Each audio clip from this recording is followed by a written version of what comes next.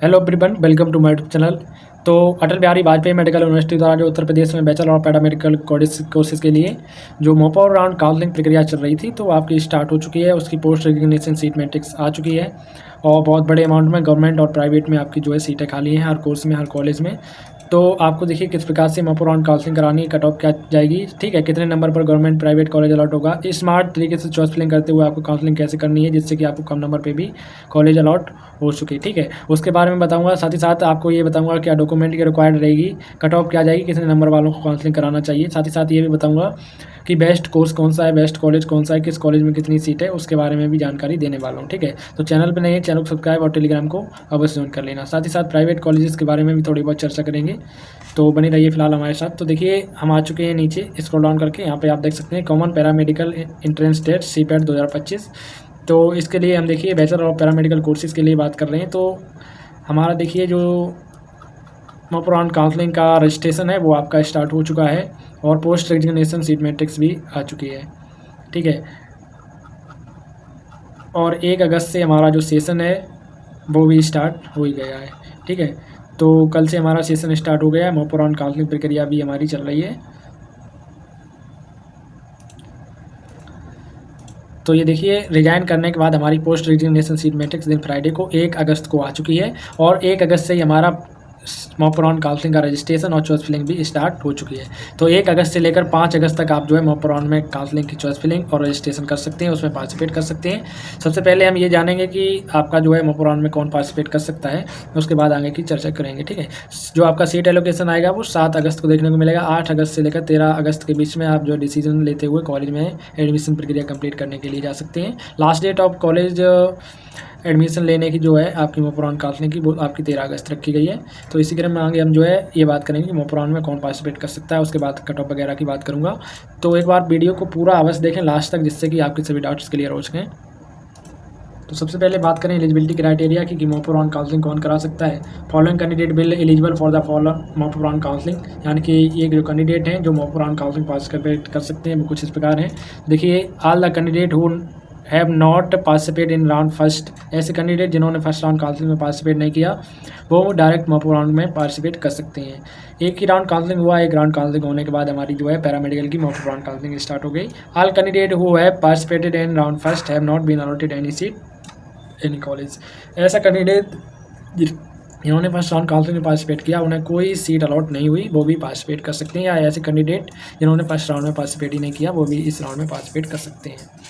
All candidates who have completed the admission process in round first can also participate in the mop-up round, but they have to resign। ऐसे candidate जिन्होंने resign किया है specified date पर, यानी कि जो आपकी स्पेसिफाइड डेट यानी कि रिजिग्नेशन आपका चला था, तो उन्होंने रिजाइन कर दिया है, तो उन्हें जो है वो इस राउंड में पार्टिसिपेट कर सकते हैं। बट उन्हें की जो 5,000 की फीस है वो फोर्फाइड हो चुकी है, उन्हें दोबारा 155 रुपये का पेमेंट करते हुए इस राउंड में पार्टिसिपेट कर सकते हो, ठीक है।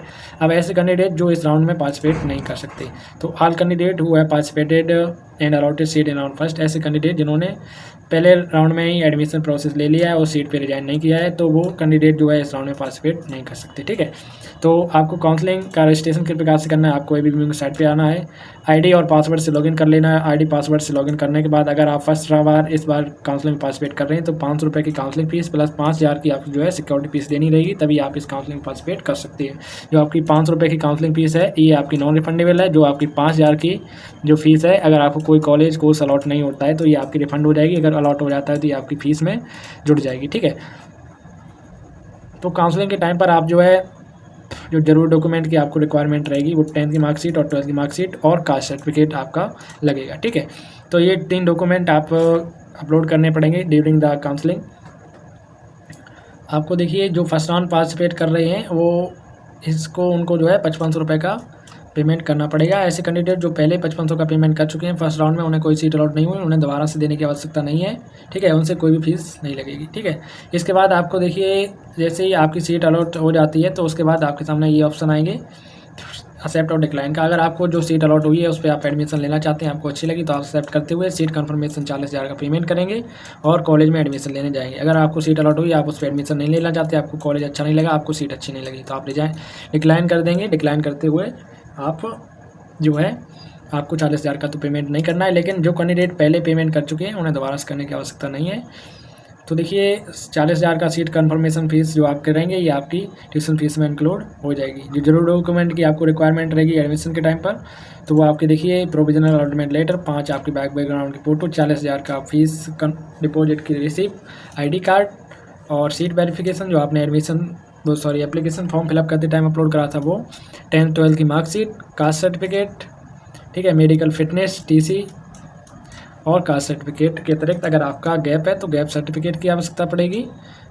और ये आपके डॉक्यूमेंट हो गए। इन सभी डॉक्यूमेंट का आपको 2 सेट बना के अलग से ले जाना रहेगा, ठीक है। अब हम बात कर लेते हैं कि हमारी किस कॉलेज में सीट खाली हैं, ठीक है। तो सीट मैट्रिक्स देख लीजिए एक बार। तो सबसे ज़्यादा जो नंबर ऑफ़ सीट खाली हैं वो UPMS फैकल्टी ऑफ नर्सिंग, यानी कि उत्तर प्रदेश यूनिवर्सिटी जो सैफई इटावा डिस्ट्रिक्ट में बनी हुई है, उसमें बहुत सारे कोर्स हैं, उनमें सबसे ज़्यादा सीटें खाली हैं और जो कि एक अच्छा कॉलेज, एक अच्छी यूनिवर्सिटी, गवर्नमेंट यूनिवर्सिटी है, ठीक है। तो सबसे पहले हम बात करें कि UPMS में जो BMLT की जो फीस खाली है, यानी कि बैचलर ऑफ लेबोरेटरी टेक्नोलॉजी की, वो 13 सीटें खाली हैं। और इसी प्रकार से ऑप्टोमेट्री में UPMS सैफई में जो 28 सीटें खाली हैं। और फिजियोथेरेपी में, यानी कि जैसे BPT के नाम से जाना जाता है, 14 सीट खाली हैं। इसी प्रकार से BSc in radiology and imaging technology में जो है आपकी यहाँ पर 24 सीटें वैकेंट पड़ी हुई हैं, ठीक है। और इसी प्रकार से और भी कॉलेज हैं जिनमें आपकी लगभग हर कोर्स में सीटें वैकेंट है। गवर्नमेंट और प्राइवेट में एक बड़ी मात्रा में सीटें वैकेंट है, ठीक है। Institute of paramedical science DIMS Noida में देखिए आपकी BMLS की जो सीटें हैं वो 25 वैकेंट हैं इस मॉपरॉन काउंसलिंग के लिए। और DIMS नोएडा में जो आपकी BRIT जो सीटें हैं BRIT की खाली हैं वो 27 खाली हैं। और इसी प्रकार आपकी देखिए BSc इन ऑपरेशन थिएटर टेक्नीशियन, जैसे BOTT के नाम से जाना जाता है, 32 सीटें आपकी खाली हैं। और आपकी देखिए महारानी लक्ष्मीबाई राजकीय पैरामेडिकल कॉलेज जो आपका झांसी में है, जिसमें आपकी 12 सीटें BMLS की खाली हैं। और झांसी में ही आपकी BPT की जो सीटें खाली हैं वो 14 सीटें हैं। और LPS इंस्टीट्यूट कानपुर में देखिए आपकी ऑपरेशन थिएटर की जो सीटें वैकेंट हैं वो 12 सीटें वैकेंट हैं। और आपकी college of medical technology allied health science SGPGI Lucknow में आपकी देखिए जो BMLT की सीटें हैं वो 3 खाली हैं। और कॉलेज ऑफ नर्सिंग यानी कि SGPGI MS में आपकी जो सीटें ऑपरेशन थिएटर की हैं वो 9 खाली हैं। SGPGI में BSc इन परफ्यूजन टेक्नोलॉजी की 3 सीटें खाली हैं। और college of nursing allied health science SGPGI Lucknow में आपकी देखिए BPT की जो सीटें खाली हैं वो 2 खाली हैं। और SGPGI लखनऊ में ही आपकी देखिए BSc in radio and diagnosis technology की 2 सीटें खाली हैं। और SGPGI लखनऊ में आपकी डायलिसिस की 6 सीटें वैकेंट हैं। SGPGI लखनऊ में बहुत से कोर्स हैं। रेडियोथेरेपी भी है यहाँ पे, BSc इन रेडियोथेरेपी की 5 सीटें खाली हैं। BSc MLT जिसे BSc ट्रांसफ्यूज़न मेडिकल टेक्नोलॉजी के नाम से जाना जाता है, जिसकी 2 सीटें खाली हैं। और composite regional cancer skill development जो आपका लखनऊ में है, इसमें आपकी देखिए BASLP bachelor of audiology speech language therapy की जो यहाँ पर सीटें खाली हैं वो 25 सीटें खाली हैं, ठीक है, 22 सीटें खाली हैं। और आपकी faculty of nursing KGMU nursing faculty of paramedical KGMU में आपकी 7 सीटें खाली हैं।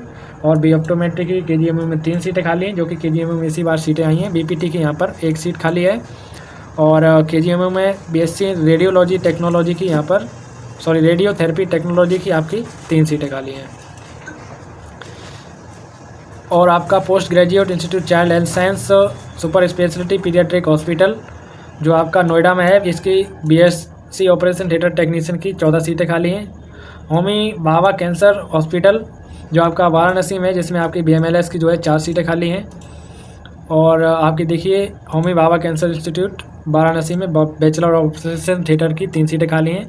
तो ये आपकी गवर्नमेंट सीटें खाली हैं, देखिए बड़ी मात्रा में खाली हुई हैं। और ये लगभग आपकी टोटल मिलाएं तो ये आपकी टोटल मिलाकर जो सीटें बन जाती हैं, तो ये आपकी लगभग 300 के अप्रॉक्स सीटें आपकी गवर्नमेंट में खाली हैं सभी कोर्सों में।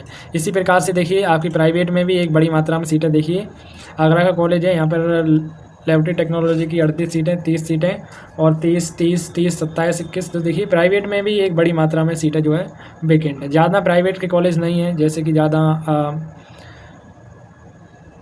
हमारे जो है गवर्नमेंट कॉलेज भी नहीं है, तो लेकिन फिर भी एक बड़ी मात्रा में, एक बड़े अमाउंट में जो है सीटें वैकेंट पड़ी हुई हैं मॉपरॉन के लिए। तो हम बात करते हैं कि कट ऑफ कितनी जाएगी, कितने नंबर पर कौन सा कॉलेज अलॉट होगा। तो उससे पहले आपको जो है स्मार्ट तरीके से चॉइस फिलिंग करना बताएंगे। तो सबसे पहले आपको अपनी रैंक देखनी है। रैंक को देखते हुए अगर आपको देखिए सबसे पहले अपनी कैटेगरी की सीटों को देखना है, उस कोर्स को देखना है, उस कॉलेज को देखना है। जिस कॉलेज में आपकी कैटेगरी की सीटें ज़्यादा है उस कॉलेज को फर्स्ट प्रेफरेंस दीजिए। सेकंड प्रेफरेंस आपको उस कॉलेज को देनी है जिसमें नंबर ऑफ सीट ज़्यादा है, जिसमें ज़्यादा सीटें हैं, ठीक है। अगर आपके नंबर कम है तो देखिए ये स्मार्ट चॉइस फिलिंग करने का तरीका होता है, तो एक बार ध्यान दीजिएगा। और दूसरा ये है कि आपको तीसरा प्रेफरेंस उस कॉलेज को देना है जो ज़्यादा टॉप कॉलेज नहीं है। आपको KGMU जैसे और कॉलेज आपको टॉप के नहीं बनने, ठीक है। तो आपको जिसमें आपको भरना है वो भर दीजिएगा। और आपको देखिए अगर आपके नंबर कम है तो प्राइवेट कॉलेज भरिए। बेस्ट कोर्स की बात करें तो सबसे ज़्यादा अगर किसी कोर्स की डिमांड है तो वो आपका bachelor of medical laboratory technology है, चाहे गवर्नमेंट हो या प्राइवेट, तो इसकी डिमांड बहुत ज़्यादा है। दूसरा हमारा जो है सबसे ज़्यादा डिमांड वाला कोर्स है BRIT, bachelor of radiology imaging technology, ठीक है। तो बैचलर ऑफ लेबोरेटरी और रेडियो इमेजिंग टेक्नोलॉजी, ये 2 कोर्स हाई डिमांड है। और तीसरा ऑप्टोमेट्री और चौथा हमारा BPT, ठीक है। और 5वें नंबर पर BOTT भी हाई डिमांड कोर्स हैं। जितने भी यहाँ पे कोर्स हैं वो सब बहुत ज़्यादा डिमांड वाले हैं। लेकिन आपका देखिए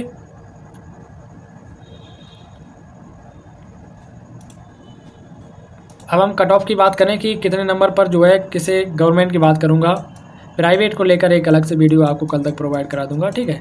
तो गवर्नमेंट के लिए अनरिजर्व की बात करें तो अगर आपकी मार्क्स पेपर आपका हुआ था, अगर आपके मार्क्स 95+ हैं तो आपको कोई ना कोई कोर्स आराम से अलॉट हो जाएगा। इसी प्रकार से OBC में अगर आपके मार्क्स आपका भी लगभग सेम जाएगा 95 या 94, ठीक है, इतने से कम पे नहीं आपको अलॉट होगा, ठीक है। इसी प्रकार से हम बात करें ST और SC की, ST और SC, ठीक है, दोनों का एक साथ बता दे रहे हैं मॉडरेट। अगर आपके 89 या 90 भी हैं तो आपको आराम से कोर्स अलॉट हो जाएगा कोई ना कोई, ठीक है। तो ये कट ऑफ को लेकर बात होगी, डॉक्यूमेंट वगैरह मैंने आपको बता दी, सारी जानकारी हो गई। तो इस वीडियो को ज़्यादा लंबा ना करते हुए समाप्त करते हैं। कोई डाउट है पूछिए, ठीक है। बाकी कल लाइव सेशन में आपको जो है प्राइवेट कॉलेज के बारे में फुल डिटेल बता दूंगा और स्मार्ट चॉइस फिलिंग के बारे में एक अलग से जो है कल शाम को लाइव सेशन चला दूंगा। तो thank you so much watching for this video, all the very best, धन्यवाद।